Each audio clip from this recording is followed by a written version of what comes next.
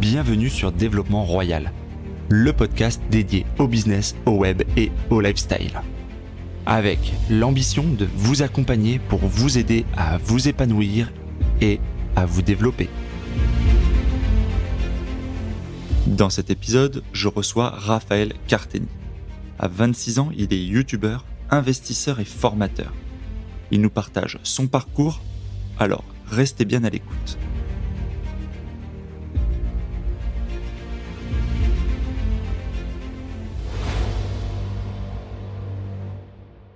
Avant de commencer l'épisode, je vous invite à me retrouver à la fin de celui-ci sur mon blog pour participer à un questionnaire pour m'aider à choisir le titre de mon premier livre sur l'immobilier. Cela ne vous prendra que 3 à 5 minutes et vous pourrez lire les premiers chapitres en exclusivité. Vous pouvez retrouver le lien dans le descriptif de l'épisode. Je vous remercie d'avance pour votre aide. Salut à toi Raphaël et bienvenue sur Développement Royal. Merci d'avoir accepté l'invitation. Merci Patrick, salut à toi, j'espère que tu vas bien. Ça va, merci. Alors Raphaël, je pense que si les gens nous suivent sur le podcast te connaissent déjà, est-ce que tu peux néanmoins, pour ceux qui te découvriraient, succinctement te présenter? Ouais, avec grand plaisir. Alors, qui je suis? Je m'appelle Raphaël Carteni, je suis originaire de la Champagne, du côté de Reims. Aujourd'hui, je suis expatrié en Estonie. Et pour faire simple, j'étais ancien étudiant en médecine, reconverti aujourd'hui en entrepreneur sur Internet, investisseur et également l'auteur de 2 livres papier, pour faire vraiment simple. Ok, alors comment t'as commencé? Quel âge as-tu là déjà au jour d'aujourd'hui pour revenir là-dessus? Ouais, alors on fait cette interview, ce podcast, j'ai 26 ans là.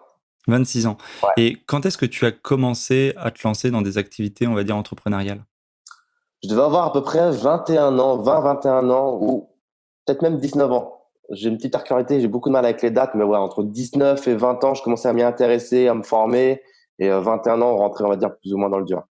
Donc tu viens de Champagne, tu me disais, tu as commencé autour de 21 ans. Qu'est-ce que tu faisais quand tu as commencé ton activité, enfin tes activités? Qu'est-ce que je faisais? J'étais un simple étudiant, entre guillemets, comme tout le monde, étudiant en médecine à la fac de Reims. J'entamais mon cursus classiquement, ouais, vraiment. Comment t'es venue l'idée, en fait, alors que tu étais dans un cursus qui est quand même assez exigeant, qui demande de passer un concours, où il y a une forte compétitivité, tu t'étais peut-être motivé pour ça depuis pas mal de temps, etc. Comment t'es venue l'idée, en fait, de lancer autre chose? Quel a été l'élément fondateur? Ça a un petit peu été en fait un ras-le-bol si on veut, puisque voilà, je sais pas si tout le monde sait comment ça se passe la médecine en France, mais on a une première année où tous les étudiants sont dans les amphis, et à l'issue de cette année, il y a un concours ultra sélectif où vraiment on sélectionne celui qui a le plus révisé ses cours, en sachant qu'il y a une quantité de cours qui est énorme. Donc c'est vraiment quelque chose de relativement intensif. Et arrivé en deuxième année, je sais pas, une sorte de burn-out, limite une petite dépression, impossible de me remettre à travailler. Et j'allais plus en cours, je traînais à mort sur l'ordinateur et sur des sites plus ou moins débiles. Et à un moment, je suis tombé sur des sites par entrepreneuriat d'investissement. Et là, je me suis dit, mais d'abord, première réaction, c'est qui ces gars? C'est qui ces mythos? C'est pas possible. Et ensuite, ça m'a quand même intrigué puisque je faisais rien de mes journées et de mes nuits sur cette deuxième année de médecine. J'ai quand même creusé, et ça a été là en fait un petit peu le moment déclencheur où je me suis dit, ah ouais, il y a quand même quelque chose à aller chercher, je pense. C'est une période où tu avais, toi, déjà eu le concours, en fait, tu avais passé la PACES, en fait, tu étais rentré donc en deuxième année ou tu étais doublant? J'avais déjà eu le concours, ouais, j'avais charbonné à mort la première année, j'ai réussi à l'avoir du premier coup, et c'est au moment où je suis rentré en deuxième année de médecine que impossible de me remettre à travailler, aucune volonté, aucune motivation, peut-être trop de fatigue, peut-être, je sais pas. Un genre de burn-out, quoi. Ouais, c'est ça, limite, ouais, je me couchais très tard, je me levais très tard, j'allais en soirée, j'allais pas en cours, j'allais pas au partiel, la dégringolade, on va dire. T'es venu de quel environnement familial? Tes parents étaient entrepreneurs, ils étaient salariés, ils étaient fonctionnaires, ils faisaient quoi, en fait? T'étais inspiré par eux, de ce point de vue-là? Alors, ils étaient pas du tout entrepreneurs dans le sens dans lequel je le suis aujourd'hui, pas du tout, puisque ma mère, elle est mère au foyer, et mon père, il a son cabinet d'expertise comptable. C'est une forme d'entrepreneuriat, mais qui est très différente de celle que je vis aujourd'hui, puisque ça ne se ressemble pas du tout dans la gestion du temps, etc., etc. On va dire que c'est une sorte d'entrepreneuriat un petit peu salarial, puisque ça part très tôt le matin et ça revient très tard le soir, et il y a beaucoup d'obligations, il y a très peu de temps libre, etc. Ok. Au niveau de quand tu as lancé tes premières activités à 21 ans, dans quoi tu as commencé en fait à te lancer au tout début? Alors, au tout début, j'ai fait assez simple finalement. J'étais étudiant en médecine et je me suis dit, j'ai eu le concours de médecine. Est-ce que je pourrais pas aider ceux qui vont passer le concours avec des conseils de comment je me suis organisé, de comment je révisais, de choses comme ça. Donc, j'ai créé un site internet sur lequel finalement j'écrivais des articles, puis je me suis mis à sortir un livre papier que j'ai auto-édité, puis une formation vidéo. Et ce site, je l'ai fait grossir et je vendais en fait mes conseils directement aux étudiants. Ça a été mon premier petit business. Est-ce que ça a bien marché? Bah écoute, étonnamment, oui, j'étais agréablement surpris des résultats, puisqu'en fait, j'ai lancé mon site internet en plein milieu du mois d'août, je crois, le moment où finalement tous les étudiants se renseignent avant la rentrée de septembre. Donc immédiatement après avoir sorti en fait mon premier produit que j'ai sorti, je crois 15 jours après avoir créé le site, c'était le livre. J'ai pas perdu de temps. Je commençais déjà à le vendre tous les jours, et là je me suis dit waouh, ça marche déjà. Parce que rappelle-toi, il y a quelques mois auparavant, je voyais tous ces gars sur internet qui parlaient de ça, mais ça me paraissait pas possible. Je le vivais moi-même. Même si je vendais des livres à 20 euros, 30 euros, bah écoute, la première vente à 30 euros, j'ai acheté un ruinard à 30 euros, je l'ai fêté, j'y croyais pas. Et oui, ça a pris tout de suite, c'était assez cool. Tu te rappelles un peu les montants que tu as générés avec ce premier business en fait combien ça faisait? Bon, c'est 20 euros, 30 euros par livre, mais combien ça faisait globalement sur cette période-là? Tu te rappelles de ce que ça a généré? Ouais, voilà. Alors, quand le business il a atteigné, on va dire, son pic, parce qu'encore aujourd'hui je l'ai, mais je m'en occupe plus, donc il dégraisse un petit peu en termes de chiffres. Mais au moment où je m'en occupais, je générais environ en lycée sur l'année par mois entre 1500 et 2000 euros par mois. Donc c'est carrément presque un business sur lequel je pouvais vivre déjà parce qu'il y avait très peu de charges. J'étais tout seul à gérer le truc. Et enfin, j'avais une personne, un prestataire qui allait démarcher les étudiants sur Instagram pour leur envoyer des questionnaires d'interview. Il le remplissait, je le publiais en article, c'est automatisé. Ça générait du trafic comme ça. Et très peu de concurrence sur Google, donc facile à se référencer. Et puis les gens payent pour ce genre de choses parce que ça parle d'études, c'est les parents qui payent. D'accord, donc ouais, donc t'avais le meilleur des deux mondes en fait, et t'as réussi à te positionner assez rapidement, et ça faisait effectivement un résultat assez incroyable, quoi. Je veux dire, par rapport au salaire médian français, je veux dire, avec un premier blog, premier infoproduit, etc. C'est fou, quoi. Euh, C'était assez sympa, ouais. ouais. Quelle a été la suite en fait après ça? Donc là, forcément, ça a été difficile de retourner sur le banc de ta fac, déjà que tu n'y allais plus. Euh, Qu'est-ce que tu as fait ensuite dans un deuxième temps? Alors, qu'est-ce que j'ai fait dans un deuxième temps? J'ai un peu tout fait en même temps. En parallèle, j'avais également fait une petite sous-location de biens immobiliers en location saisonnière. Donc, ce bien immobilier, c'était un peu particulier également. Là, c'était un petit peu, on va dire, le sens de l'opportunité, puisque c'était un bien dans lequel je me logeais moi, mais qui appartenait à mes parents. En fait, c'est un investissement qu'ils avaient fait pour me loger moi pendant mes longues années d'études. Ils se sont vus me faire 10 années de médecine. Ils se sont dit, autant investir dans un bien, ça va débancariser un peu d'argent, ça va nous permettre de le placer dans l'immobilier, ça va loger notre fils. On fait voilà, d'un coup plusieurs opérations. Et étant donné que moi, je commençais à avoir cette fibre entrepreneuriale, je me suis dit, mais cet appartement-là, est-ce que je pourrais pas le détourner aussi pour en faire une source de revenus? Donc, quand est arrivé l'été, juillet, août, je retournais chez mes parents. Donc, je dis, déjà, juillet, août, je vais le louer, Airbnb. Ça a très bien marché, puisque ça générait environ 1900 euros par mois. Euh, Ah oui, c'est beaucoup. Pourquoi? Pour un studio? c'est un T3. Donc, il marchait bien Il était où à, il était où cet appartement, pardon? à Reims. Et là, quand est arrivé septembre, je me suis dit, c'est mort, j'y retourne pas. Je vais rester chez mes parents, je retourne chez eux et je continue d'exploiter l'appartement de cette façon-là. Et c'est ce que j'ai fait en fait au départ un petit peu de mes parents, qui ça devait pas trop leur déranger puisque j'étais parti moi et ma sœur quasiment en même temps du foyer familial. Ça a dû leur faire un petit choc, enfin un petit choc, un petit vide, je pense. Donc me voir revenir, c'est pas forcément quelque chose non plus de désagréable, je pense pour eux à ce moment-là. Bon, il y a prescription, mais le loyer, du coup, tu payais un loyer à tes parents pour l'exploiter. En fait, tu leur avais dit, moi, je vous paye le truc et j'exploite en location courte durée. Même pas, c'est fou. J'étais vraiment en mode force de l'opportunité totale. Je suis arrivé, je me suis dit, allez, hop, je le loue et à côté, il y avait même pas de loyer puisque c'était censé en fait me loger. Donc, c'est même pas quelque chose qu'on a discuté. Tout ça, ça t'amène, ça fait quoi? Ça te meuble rentrée suivante, etc. Ça te fait à peu près un an et demi. Tu as lancé le blog, tu as lancé le Airbnb, tu retournes vivre chez tes parents. Tu vas arriver vers tes 22 ans à peu près. Qu'est-ce que tu lances à ce moment-là? Est-ce que tu t'enchaînes, tu te dis, allez, c'est parti, immobilier, qu'est-ce qui se passe? Ouais, alors niveau de timing, je sais plus exactement niveau quel âge, quelle date ça s'est fait, tout ça, tout s'est fait un petit peu rapidement et je suis très mauvais encore une fois pour me rappeler des dates. Mais ce que j'ai fait dans la foulée, c'est que très rapidement, hein, dans la foulée quasiment immédiate, je pense 2, 3 mois après, je suis allé voir la banque pour faire un prêt étudiant. D'accord. Alors non pas pour financer mes études, mais pour acheter un appartement. Parce que j'ai vu que le saisonnier, ça marchait bien dans cet appartement que j'exploitais, le premier, à la sous-location familiale, on va dire.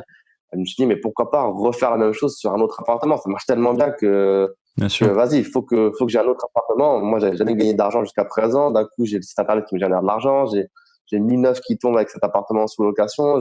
Enfin, pas net, mais quasiment. Je me dis, waouh, waouh, waouh, faut que ça continue. Tu vrilles. Ouais, je vrille, je commence à gagner mon propre argent et j'ai envie d'en avoir encore plus. Donc, ouais, je vais voir la banque, je veux voir si moyen de faire un prêt étudiant dans l'objectif d'acheter un appartement. Et alors, est-ce que ça fonctionne?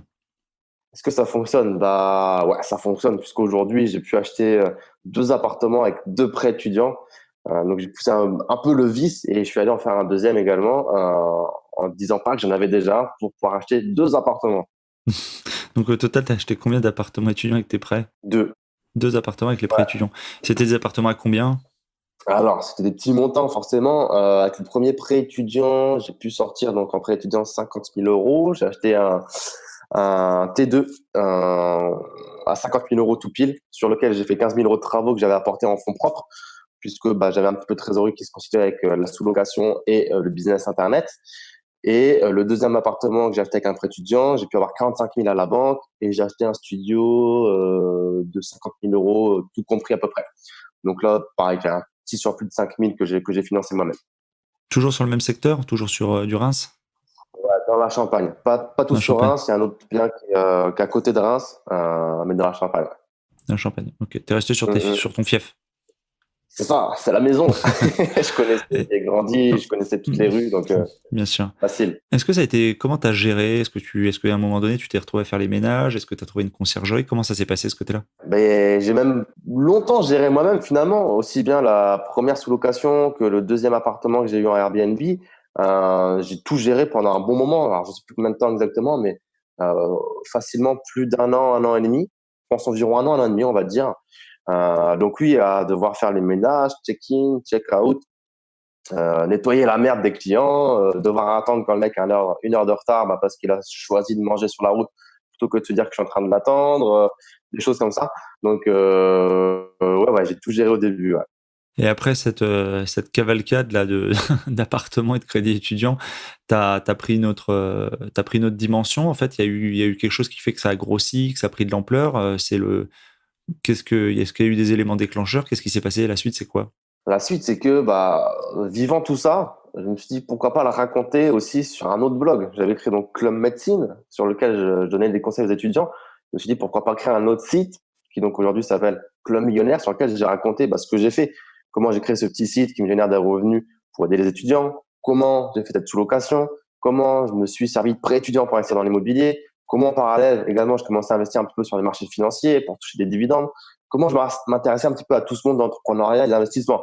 Donc vraiment dans un but premier de partager ce que je faisais, parce que bah, j'étais encore tout jeuneau dans le domaine, je peux pas prétendre savoir quoi que ce soit, je découvrais encore en même temps, mais j'avais envie de le partager aussi, au début au travers d'articles, puis de vidéos. Et quelle communauté t'as réussi à lever entre le moment où tu crées Club Millionnaire et maintenant, le nombre d'abonnés, le nombre de personnes qui viennent sur le site, etc. T'as chiffré un petit peu, c'est quoi le trafic? Est-ce que ça a pris tout de suite d'ailleurs? Est-ce que Club Millionnaire a marché comme Club Médecine, par exemple, dès le début? Alors je dirais que ça a été quand même un petit peu plus long parce que c'est un secteur qui est quand même plus concurrentiel. Dès qu'on parle d'argent, d'investissement, d'entrepreneuriat, il y a quand même déjà plus de personnes qui sont installées. La médecine, c'était vraiment un sujet, je crois qu'on était 2 ou 3. Enfin, je veux dire, c'était vraiment facile de se positionner. Donc ça n'a pas pris aussi rapidement que Club Médecine, mais quand même il y a eu de l'engouement assez rapidement, notamment auprès d'une communauté bah, de jeunes personnes qui s'identifient en fait à mon personnage puisque j'étais jeune. Euh, et aujourd'hui, bah voilà, on est à peu près 30 000 sur la chaîne YouTube, 20 000 sur Instagram. Voilà, il y a une communauté qui est en train de se créer qui est relativement sympa. Quand je balance du contenu, ça réagit. Voilà, c'est une communauté aujourd'hui qui s'identifie aussi à Club Millionnaire, à la team Club Millionnaire, et ça fait vraiment quelque chose de sympa aujourd'hui. quels sont les produits que tu vends au sein donc du blog Club Millionnaire? C'est également, on va dire, c'est la principale source de revenus du blog, en fait, c'est la vente de formations et d'infoproduits, ou est-ce qu'il y a également de l'affiliation, de la pub ou des choses comme ça, ou c'est vraiment la vente de tes propres produits? Alors ouais, il y a différents axes en fait de rémunération pour ce site. En fait, tu as une première partie qui est via le livre. Il y a un livre qui a été écrit et qui est vendu. Donc pour ça, il y a très très peu de bénéfices. Le but, c'est de te faire connaître via le livre. Ensuite, tu vas avoir tout un panel de formation, hein, de e-learning, de plateformes en ligne de formation où tu peux te former autour de l'immobilier, des marchés financiers, des cryptos, du business internet, de comment s'expatrier. Finalement, de tout ce que j'ai fait moi-même avec des résultats et que j'enseigne maintenant à d'autres personnes. Tu as tout un axe également d'événements tels que des séminaires que j'organise de temps en temps, une fois par an généralement, et maintenant j'organise également une sortie Supercar chaque année. Et tu as un dernier axe qui vient de sortir récemment, qui est tout ce qui est SAP, avec une boutique en ligne où tu peux acheter des produits, des t-shirts autour de l'investissement, d'entrepreneuriat. Voilà, c'est des t-shirts mindset, business, immobilier, trading, tout ce que tu veux. Donc voilà, c'est un petit peu les différentes sources de revenus. Puis tu as un petit peu d'affiliation avec des logiciels, avec des banques pour mise en relation, apporteurs d'affaires, également avec des chasseurs immobiliers, des choses comme ça. Quand j'apporte des membres de ma communauté pour faire des projets, je touche une commission. Bien sûr. Au niveau de l'écosystème, donc il y a les 2 blogs, il y a les premiers biens immobiliers. Au niveau immobilier, tu as refait des achats, tu as refait des acquisitions du coup? Ouais, alors moi, l'immobilier, c'est ce que j'aime beaucoup, hein, comme toi, je crois. Oui, aussi, Euh, oui. ouais.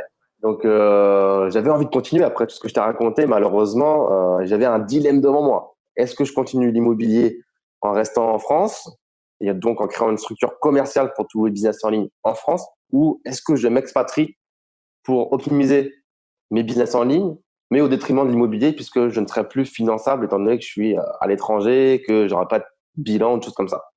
Et donc, ce que j'ai fait, c'est que j'ai choisi de m'expatrier, quitte à mettre un petit peu sur le côté de l'immobilier pour un certain temps. Donc là, j'ai repris l'immobilier depuis 3 à 6 mois environ, mais j'ai fait une pause, je crois, à peu près de 2 ans, ce qui était énorme pour moi, mais j'avais pas le choix. Ouais, c'était pour faire de l'optimisation effectivement de ta fiscalité et de l'expatriation.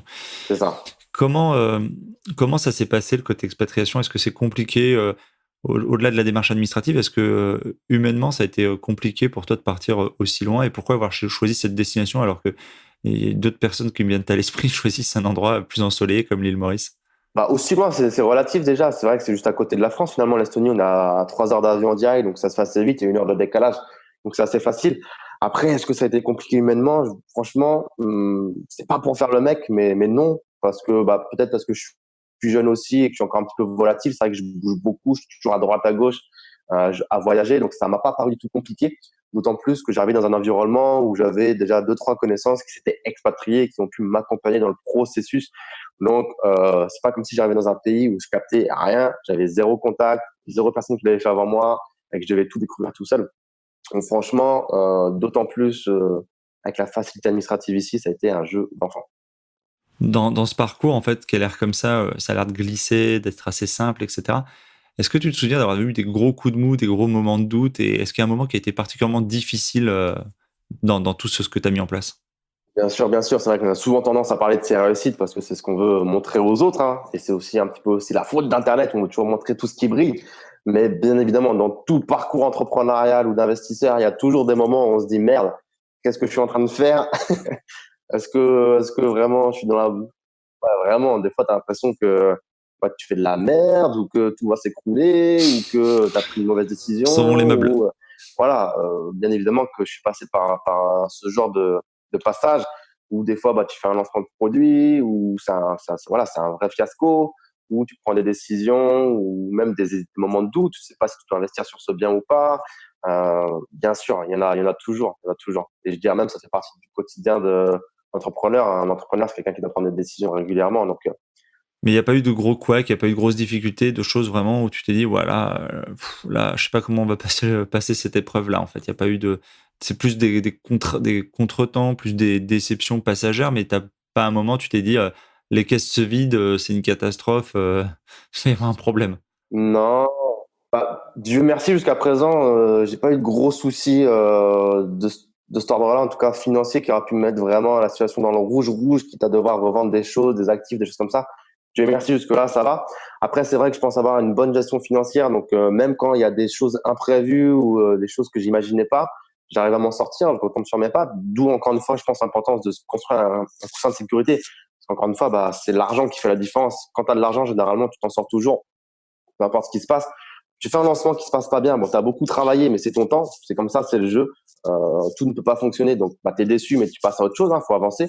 Et puis, tu as des imprévus financiers, des choses comme ça. Bah, si tu as bien géré ton cash, tu as de quoi pouvoir rebondir normalement. Puis, si tu as partie brute, tu as les assurances. Enfin, après, dans des choses improbables, entre guillemets, qui peuvent arriver, tu as quand même normalement des assurances ou des choses comme ça, si on parle d'immobilier. Donc non, jusqu'à ici, ça va. T'en diras ce que tu en veux, mais je peux pas ne pas te poser la question, les auditeurs m'en voudraient. Sur l'ensemble de tes actifs, sur l'ensemble des choses que tu as mis en place, alors si tu ne donnes pas un chiffre précis, c'est pas grave, mais tu peux nous donner un ordre d'idée de grandeur, de fourchette éventuellement sur les revenus. Je parle pas de ce que tu génères et qui reste en provision de ci, de ça, mais tu arrives à te verser schématiquement un salaire qui est à peu près mensuel de combien? On parle de 5K par mois, 10K par mois, 15K par mois, c'est quel ordre de grandeur? Alors, ça, c'est quelque chose, justement, comme tu le disais un petit peu en off tout à l'heure, dont je ne parle plus quasiment de combien je me verse, précisément parce que il m'est arrivé un truc, je me suis fait voler le contenu de ma voiture à Paris sans effraction. D'accord. Et ça m'a, avec tout mon Mac, de l'argent, des choses comme ça, et sans dire que c'était un coup monté, ça m'a fait réfléchir encore une fois sur l'intérêt de faire du show-off sur Internet et de dire précisément combien tu gagnes. Parce que bah, aujourd'hui, les gens savent tout, ils sont curieux et bah, faut pas non plus oublier qu'il y a des gens qui sont plus dans le besoin et dans la merde que toi et qu'il y a des gens qui sont prêts à tout aujourd'hui pour parfois Bien sûr. 10 euros. Donc, bon voilà, c'est pas pour autant que j'ai pu parler de chiffres de mes investissements sur Internet, mais en fait, voilà, quand tu parles d'argent sur Internet, les gens disent que c'est pas bien, tu te la racontes, quand tu montes des belles voitures, tu te la racontes, choses comme ça. Et quand tu dis rien, comme là je vais le faire à rien dire, les gens vont dire ouais, mais le mec c'est sûr, c'est un mytho, il fait genre il gagne de l'argent, mais en fait il dit pas combien il gagne, c'est que c'est un mytho. J'ai remarqué qu'en France, les gens ne sont jamais satisfaits de ta réponse. Mais c'est bien de répondre parce qu'en fait, si tu veux, justement, cet argumentaire de pourquoi le gars répond ou pourquoi le gars répond pas et ce qu'il devrait dire, ce qu'il devrait pas dire, c'est quelque chose qui est dans le débat, on va dire dans le micro-débat de ce type de communauté. Mais après, chacun appréciera, si tu veux. Les gens n'ont qu'à faire un raisonnement, une règle de 3. Moi, ça me perturbe pas outre mesure. Mais il n'y a pas de souci pour ta réponse. Mais en tout cas, c'est une réponse qui permet à chacun de comprendre mieux pourquoi aujourd'hui que c'est peut-être plus difficile qu'avant d'avoir des commentaires, d'avoir des explications, d'avoir des détails sur certaines choses ou des montages, etc. Parce qu'effectivement, ça suscite de l'envie, de la jalousie ou d'autres phénomènes, effectivement, et ça peut même potentiellement provoquer des risques, en fait.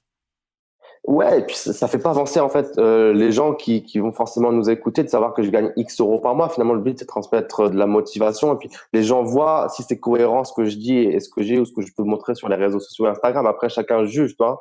Non, mais c'est intéressant dans le sens où des fois les gens se disent est-ce que le jeu, le risque, l'effort, l'investissement, le temps passé, etc. par exemple, en vaut la chandelle, tu vois. Les gens se disent mais attends, les gens, je sais pas, ont une compétence, se disent tiens, je vais faire un infoproduit, etc. Je vais monter un blog, je vais monter un site. Combien j'engage de frais fixes mensuellement dans les softs, dans les applications, dans le fait de me former, etc. Combien mon ROI, quel est mon retour sur investissement possible? Et voilà, tu vois, c'est de dire que le gars gagne 2857 euros ou 27 857 euros, c'est pas forcément, voilà, mais dire qu'effectivement un appartement Airbnb comme tu l'as eu en Champagne, alors ça a peut-être évolué, il y a peut-être plus de concurrence, etc. Mais ce F3 rapportait schématiquement 1900 euros par mois. Alors c'est du brut, voilà, on tempère, il y a de la gestion, l'entretien, les charges, le crédit, etc., plein de trucs. Mais effectivement, on se doute qu'il en reste.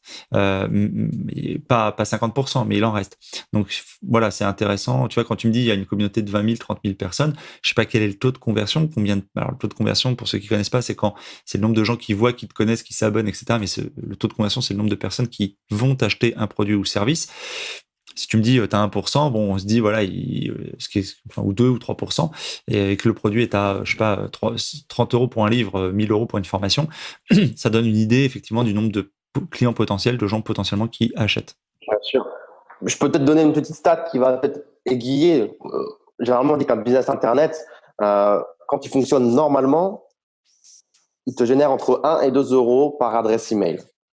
Donc après, voilà, libre à chacun de faire un petit peu ses maths. Encore une fois, c'est un chiffre qui est un petit peu grossier parce que si tu fonctionnes en 100% organique, tu dois avoir un gros budget publicitaire pour acquérir tes clients, tes prospects.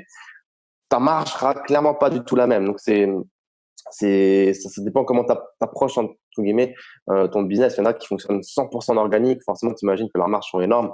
Ceux qui doivent à tout prix balancer du budget pour acquérir, bah, la marge, c'est pas la même. Donc il y a ça à prendre en compte. Et puis, bah voilà, comme tu dis également, pour motiver potentiellement certains à se lancer dans l'infoproduit, je peux les inviter aussi à aller voir mon Instagram. Voilà, je suis quelqu'un qui aime bien voyager énormément. Je voyage dans une vingtaine de pays. Ça peut être vérifiable sur mon compte Instagram. Donc voilà, ça donne également un petit indice de la qualité de vie que je peux m'offrir C'est un aujourd'hui. fond vert, c'est un fond vert. Ne l'écoutez pas, c'est pas vrai, c'est un fond vert, je le sais. Non, plaisante. Merde, merde, tu m'as Non, non. cramé. Ouais, bien sûr. Mais tout ça pour dire que ça donne un petit aperçu de la qualité de vie que je peux m'offrir, sans parler chiffres encore une fois précisément. D'autant plus, voilà, en tant qu'entrepreneur, on vit aussi beaucoup sur les sociétés, on fait beaucoup de charges sur les sociétés, donc on n'a pas forcément besoin de se verser des salaires qui sont énormes. Juste pour dire, je sais pas, si un salaire énorme, il y a beaucoup de charges qui passent de base dans la société, quelques loyers, parfois des voitures, des frais kilométriques, et qu'on a potentiellement très peu à dépenser en eau propre également sur ce que je veux dire avec ton salaire finalement. Oui, oui, bien sûr. Ouais, bien sûr. La société te donne une voiture de location le temps de ton voyage, Par exemple, par exemple.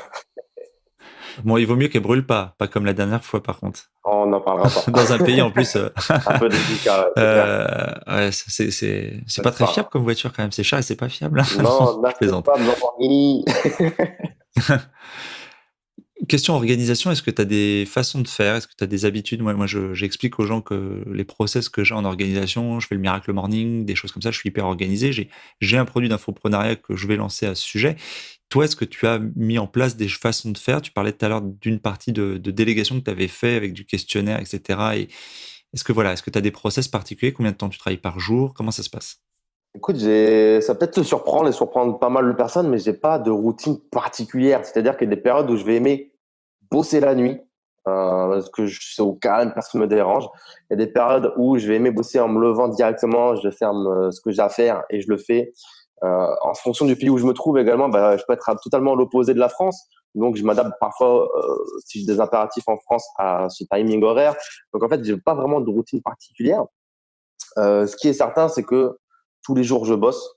Non pas parce que je suis obligé, mais parce que je ressens le besoin physiologique limite de bosser. J'adore ça, en fait.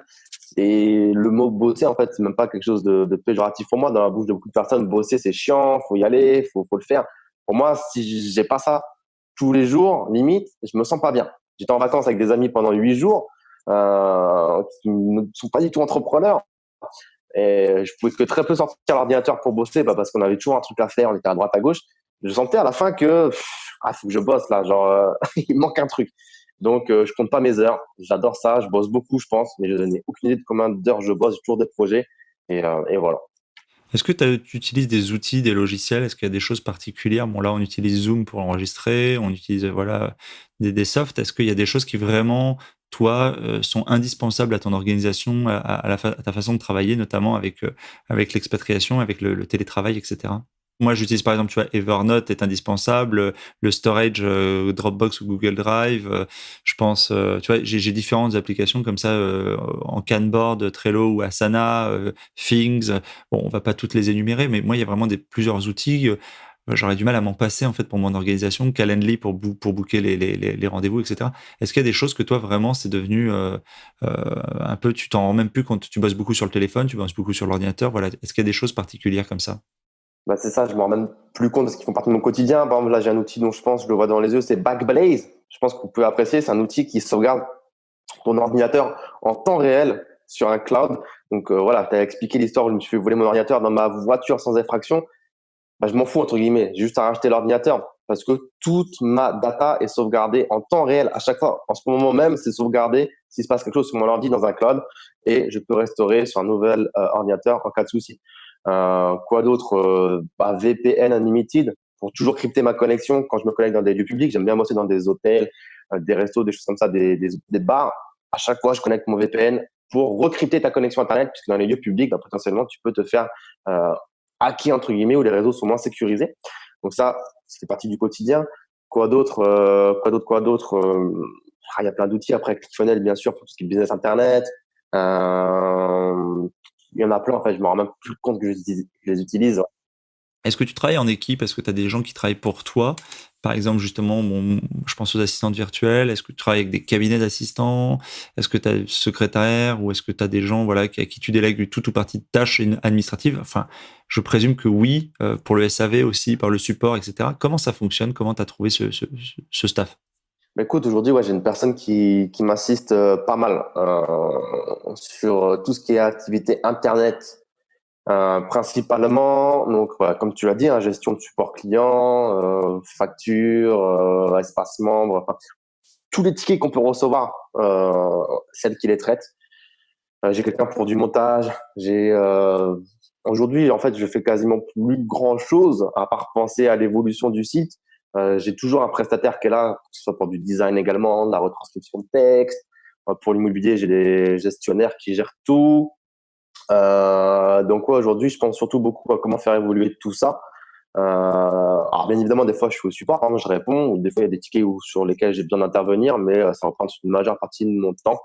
Euh, donc ouais, je suis entouré d'une équipe aujourd'hui et je pense que c'est le plus important aujourd'hui dans un business, en fait, d'avoir une équipe. Je sais pas si tu connais cette citation, mais généralement, on dit que mieux vaut une équipe de catégorie A et avec un produit de catégorie B qu'un produit de catégorie A avec une équipe de catégorie B. L'équipe, c'est ce qui compte plus que le produit, limite. Si tu as une bonne équipe, c'est vraiment le plus important. C'est vrai. Au niveau des réseaux sociaux, tu as également une community manager ou tu gères encore cette partie-là? Non, ça, c'est quelque chose que j'ai toujours géré moi-même. En fait, je n'envisage même pas de le déléguer. C'est même pas dans mon envie de le faire parce que j'apprécie le faire. Alors, petite nuance quand même, Instagram, c'est moi qui gère tout. C'est un réseau relativement fluide, hein, tout se passe sur le téléphone. Donc, ça balance de la story. Et puis, étant donné que c'est un business en personal branding, personne ne peut faire les stories à ma place, entre guillemets. Donc là, c'est moi qui dois gérer le truc. Après, YouTube, généralement, je tourne mes vidéos en package. C'est-à-dire que je prends mon temps, une journée, 2 journées, 3 journées, et je les enchaîne toute la journée. Comme ça me fait un stock de vidéos. Tout est tout est monté par une équipe qui upload directement sur ma chaîne YouTube. Je leur crée un compte. Et ensuite, tout le paramétrage des vidéos est fait également par un prestataire qui va me paramétrer tous les vidéos, tous les paramètres de la vidéo YouTube. Et ensuite, il n'y a plus qu'à programmer le planning de diffusion. Et ça, c'est moi qui le fais encore parce que j'ai envie de rédiger l'email qui part, mais je pourrais entièrement le déléguer. Ok. On a bien fait le tour de l'activité et de l'organisation, etc. On rentre un peu dans une deuxième partie qui traite plus en fait aux à côté, donc au lifestyle, à l'état d'esprit, au développement personnel, etc. Tu voyages beaucoup, tu as dit tu fais une vingtaine de pays par an à peu près. Quel est ton meilleur voyage? Est-ce que tu en as un vraiment ou un pays que tu as particulièrement apprécié, un endroit que tu dis waouh, c'était vraiment l'endroit où tu t'es installé? Non, je plaisante. Il y a un endroit qui sort du lot? C'est dur parce que chaque pays a son petit truc, que ce soit la nourriture, les gens, son paysage. Ouais, mais je suis un mec dur, moi. Moi, je suis un mec dur, c'est Un pour ça. mec dur, va falloir te donner une réponse alors. Mais écoute, dans un des derniers voyages que j'ai T'as le droit de fait, deux, t'as le droit de deux, à si tu veux. deux, allez, un des derniers voyages que j'ai fait, la Colombie. Ouais, la Colombie, j'ai fortement apprécié. Les gens, la nourriture, coup de cœur. J'ai bien aimé la Colombie. Et putain, c'est très très dur. Bien sûr que le pays où je suis venu m'expatrier, je l'aime aussi. Sinon, je serais pas venu ici. Il n'y a pas que la fiscalité et tout ça qui est à prendre en compte quand on s'expatrie. Ça serait trop bête. Donc, j'apprécie bien évidemment mon pays. Allez, je te dirais soit l'Estonie ou la Pologne. J'adore tout ce qui est ambiance pays de l'Est aussi. J'adore, j'adore. Mais je peux pas non plus ne pas te parler de l'Asie du Sud-Est, tu vois. Donc, c'est très compliqué. D'accord. Donc un pays d'été, un pays d'hiver, non? Un pays. Ouais, un pays d'été, un pays d'hiver. Allez, on va dire allez, l'Estonie et Et la Colombie, du coup. c'est pas. Ouais, la Colombie. Allez. Et tu passes combien de temps par an en déplacement, du coup? Tu me disais l'appartement, là, c'est derrière, c'est chez toi, c'est pas trop meublé. Tu disais, c'est. Voilà. Ouais. Combien de temps tu passes en déplacement? Bonne question, je sais pas précisément. Je pense que je fais facilement quand même presque 6 mois en déplacement. Euh, je dirais peut-être 6 mois en déplacement, puis 6 mois entre la France et l'Estonie peut-être. Je sais pas précisément. Ouais, honnêtement, c'est aléatoire. En fait, rien ne se ressemble dans ma vie. Chaque jour, il n'y a pas de règle en fait. Chaque année est différente. Ouais. Quel est le prochain voyage, du coup, la prochaine destination? C'est quoi le prochain Là, calendrier? le prochain, ça va être Maroc. Maroc dans une semaine pour un événement dans lequel j'interviens. Donc voilà, Le séminaire de Gaston? non, un séminaire organisé par une autre équipe au sujet de l'immobilier. Ça s'appelle le MMI, le Mastermind Millionnaire immobilier. Voilà, un mastermind d'immersion de 5 jours à 100% immobilier, dans lequel on bosse immobilier dans une grosse villa avec des excursions et gros réseautage. C'est organisé par qui, du coup? Alors, il y a plusieurs personnes. Il y a Niels Gallet, Thomas Darbourg, Jérôme Barthelot, Armand Méral. Il y a plusieurs personnes. Ouais. D'accord. Qu'est-ce que tu as comme passion, comme loisir, à part voyager comme un fou furieux et les supercars? Est-ce que tu as d'autres choses à côté de ça ou pas? C'est déjà pas mal. Ouais, j'adore C'est déjà pas voyager, mal. j'aime bien la nature, j'aime bien le tennis aussi, pour parler un Ah, peu sport. Ouais, puis voilà, les belles choses, des beaux hôtels, j'aime bien aussi de temps en temps. Puis ouais, c'est déjà pas mal, c'est déjà pas mal. L'investissement, c'est une passion. Une passion, hein, finalement. Moi, j'adore ça. Je vois ça comme une passion aussi, ouais. tu dis que tu lis beaucoup, donc le développement personnel, le mindset, c'est quelque chose d'important. Ça structure. Quel est le livre qui t'a le plus marqué, que tu conseillerais vraiment, ou un livre récent qui t'a particulièrement plu aussi? À part le tien, évidemment. On n'a dit pas d'autopromotion. Anticipé, j'allais dire, si je fais le beauf, je parle de mon livre. Non, non, non. Il y a plein de livres également qui sont intéressants, mais il y en a que je cite toujours et toujours. The Millionaire Fast Lane, très intéressant ce livre de l'auteur M.J. DeMarco, qui est un auteur américain, que je recommande à tout le monde, idéalement en version anglaise, parce que la version française a été pas forcément bien traduite, je trouve. Après, tous les classiques, hein, quand on commence dans l'investissement, l'entrepreneuriat, tout ce qui va être les Kiyosaki, L'homme le plus riche de Babylone, La semaine de 4 heures, on les cite et on les recite, bah, ça reste des classiques, hein, c'est pas pour rien qu'on les cite autant. Et puis après, j'aime bien de temps en temps regarder des petites biographies, pas forcément d'entrepreneurs connus tels que Steve Jobs, des gens comme ça, mais de petits entrepreneurs, petits entre guillemets, hein, qu'on fait ce qu'il fallait faire, mais voilà, des biographies, c'est intéressant aussi, ouais. Ok. Est-ce que personnellement, tu as des méthodes, tu as des choses qui te permettent en fait de rester focus sur ce que tu dois faire? Tu vois, la visualisation, la méditation. Est-ce que les affirmations, l'autosuggestion, etc., est-ce que tu as pratiqué à un moment donné? Est-ce que tu en as eu le besoin? Est-ce que tu le fais aujourd'hui? Tu dis que tu réfléchis beaucoup au développement de tes activités. Là, tu as lancé récemment la boutique. Est-ce que tu as des façons de te préparer ou de te conditionner, même avant les séminaires ou les choses comme ça? Ouais. Alors, forcément, quand tu t'intéresses au développement personnel, tu découvres tout ce genre de stratégies que tu as évoquées. Donc, je me suis mis à les appliquer moi-même, notamment bah, tout ce qui est visualisation. Ça, je l'applique encore aujourd'hui, c'est-à-dire que généralement, avant de me coucher, ouais, j'éteins tout, je m'allonge et je ferme les yeux et je visualise. Je regarde un petit peu ce qui se passe en ce moment. Je me demande si j'ai été satisfait de ma journée. Si j'ai pas été satisfait, bah, en fait, je me note de 0 à 10. Et si j'ai pas atteint 10, je me dis, bah, comment tu aurais pu faire pour avoir 10? Qu'est-ce qui t'a pas plu dans ta journée? Comment tu as réagi avec cette personne?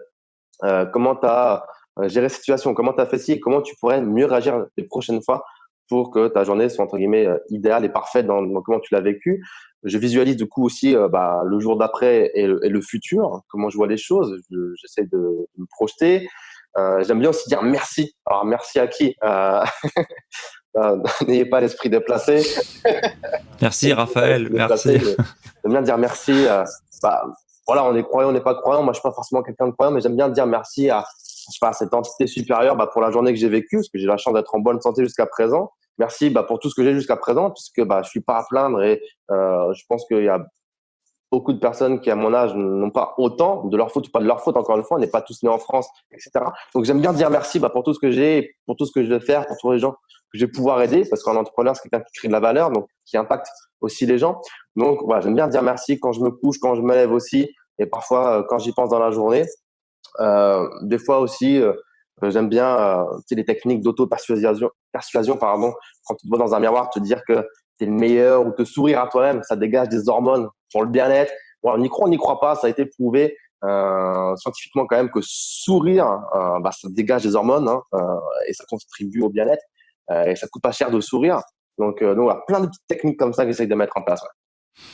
J'ai vu tu parlais du fait d'avoir de la chance et de remercier. J'ai vu que sur le site en fait du shop, tu as mis qu'un pourcentage des ventes serait reversé en mode charity business. Tu peux nous en parler? Il y a quoi comme association que tu soutiens? Comment t'es venu cette idée? Bah, écoute, comme je te le disais, malheureusement, il y a des gens qui n'ont pas eu la même chance que nous, ou il y a des gens qui doivent subir des situations catastrophes naturelles ou maladies, des choses comme ça.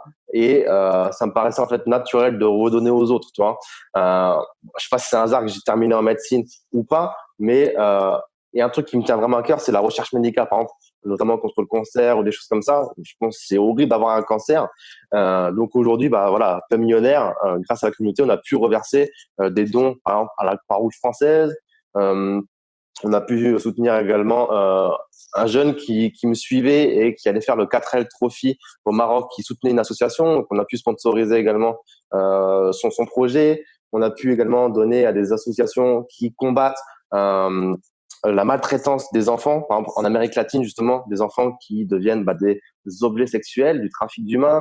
Là, sur cette boutique en ligne, on va soutenir des enfants hospitalisés en France. Il y a une association qui accomplit les rêves d'enfants malades. Donc, par exemple, si le rêve de cet enfant, c'est de rencontrer son youtubeur préféré ou de faire un tour de voiture en supercar, des choses comme ça, ils font en sorte d'accomplir les rêves des enfants malades.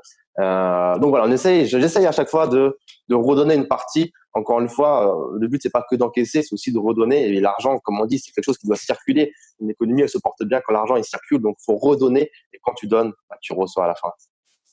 Ouais, moi, je le mets souvent et j'aime beaucoup les 6 règles d'Arnold. Et dans la 6e, tu as Do something for your community. J'aime bien c'est quelque chose. Et je finirai là-dessus. Est-ce que toi, de ton côté, il y a des citations que tu aimes particulièrement, qui t'inspirent ou quelque chose que vraiment c'est devenu un peu ton mantra ou ton leitmotiv? Il y en a une que j'aime bien, c'est par exemple, le doute efface l'action et l'action efface le doute. Pour moi, elle veut tout dire. Elle veut tout dire. Le doute efface l'action. Si tu doutes trop, tu passeras jamais à l'action et l'action efface le doute. Quand tu passes à l'action, tous tes doutes, généralement, ils s'envolent. Tu te rends compte que ça va. Elle est de qui, tu te rappelles? Aucune idée. Aucune. Désolé pour l'auteur. Je vais encore devoir chercher. Ça marche. Dernier conseil que tu donnerais aux gens. Escroc. Dernier conseil que tu donnerais aux gens qui hésitent, qui sont encore en train de procrastiner un petit peu et qui se posent la question de savoir comment faire, est-ce qu'il faut bien faire, est-ce que ça a marché, est-ce que ça n'a pas marché, etc. Allez, le mot de la fin. Le mot de la fin, c'est que elle suit la citation que je viens de donner à l'instant. Finalement, l'action, elle a quelque chose de magique finalement, c'est que ça efface généralement toutes tes craintes et tout ce que tu as pu imaginer de pire. Généralement, le cerveau, c'est une machine qui est assez folle et assez puissante, c'est qu'il a cette faculté de toujours s'imaginer le pire. Tu as une turbulence dans l'avion, tout de suite, l'avion il va cracher. Tu marches seul la nuit, il y a une petite ruelle, tout de suite, il y a un mec avec un couteau dans le coin qui va te planter. Toujours, ton cerveau, il veut s'imaginer le pire et généralement, ça n'arrive jamais. Donc, c'est pareil pour l'entrepreneuriat et l'investissement. Tu t'imagines tout de suite crouler sous les dettes, faire une mauvaise opération, investir dans le vent et que tu ne récupères jamais ta mise ou des choses comme ça. Non, forme-toi. Bien évidemment, il n'y a pas de magie. Si tu vas peut-être baisser en fonçant, il n'y aura pas de magie. Il y a fort à parier que tu risques quand même de faire de la merde, entre guillemets. Mais si tu t'es formé, tu t'es entouré, il n'y a aucune raison qu'au moment où tu passes à l'action, ça se passe mal pour toi. Merci Raphaël, on mettra les liens dans la description de l'épisode vers les différentes choses qu'on a évoquées ensemble et sur les supports où les gens peuvent éventuellement te retrouver. Je te remercie encore d'avoir participé sur ce podcast et je te dis à bientôt pour tes nouvelles aventures. Merci à toi Patrick, c'était un plaisir et merci à vous tous de nous avoir écoutés. L'épisode est maintenant terminé. J'espère que vous l'avez apprécié, qu'il vous a inspiré. Si oui, pensez dès à présent à vous abonner. Et si vous voulez m'aider à faire vivre ce podcast, alors je vous invite à laisser un commentaire ou une évaluation sur iTunes ou sur la plateforme que vous utilisez. Cela me permet d'améliorer le contenu et de le faire connaître à un plus grand nombre de personnes. Et pour vous remercier de votre aide, je ferai chaque mois un tirage au sort parmi les nouveaux contributeurs et j'offrirai 1 heure de coaching ainsi qu'un bon d'achat de 20 € sur Amazon. Le nom du gagnant sera publié sur Facebook. Vous pouvez bien sûr me retrouver sur ma chaîne YouTube ainsi que sur Facebook, Twitter et Instagram. Je mettrai les liens dans le descriptif de l'épisode et sur le site internet www.developpementroyal.com. Je vous dis à bientôt pour de nouveaux épisodes. Si vous êtes arrivé à la fin de ce podcast, alors permettez-moi de vous proposer un passage à l'action. Si vous voulez apprendre à vous organiser pour devenir plus efficace dans votre business et dans votre vie, alors dans ce cas, inscrivez-vous à ma formation Super Organisé. C'est simple, il vous suffit de suivre le lien dans le descriptif de l'épisode ou sur le site www.developpementroyal.com.